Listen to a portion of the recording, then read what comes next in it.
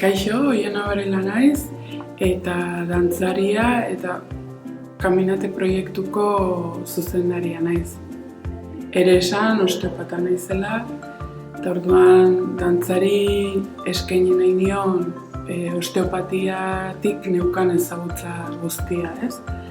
Eta interesatzen zaidana gaur egun, eta metodologia bezala interesatzen zaidana da, gorputz kontzientzia, hau da, gorputzaren evoluzioa gaztetasunetik heldutasunera, eta horrek dakarrena arteari, ez? Orduan, 2013an hasi nintzen pertsona batzuekin investigatzen, eta sortu nuen metodologia edo improvisazio modu bat, ez? Metodo bat. Eta horrek arrakasta zuela ikusita, kolektibo desberdinekin hasi nintzen lantzen.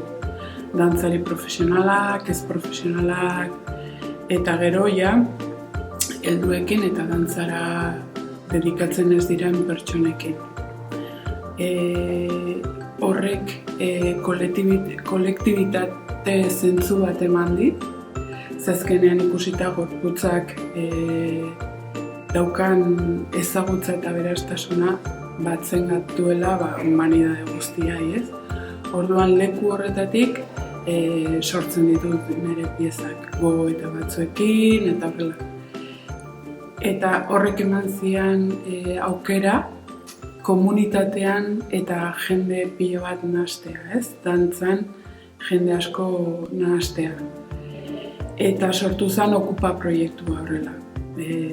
Daude 24 urteko pertsonak eta 80 urteko pertsonak, eboluzio guzti hori ikusi dezakegun mugimenduan.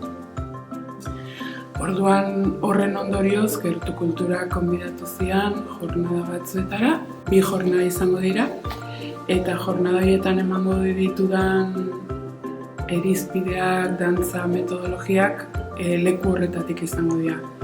Lehenengo saioan, ostegunean, gorputza ezagutuko dugu, gorputz kontzientzia, ez?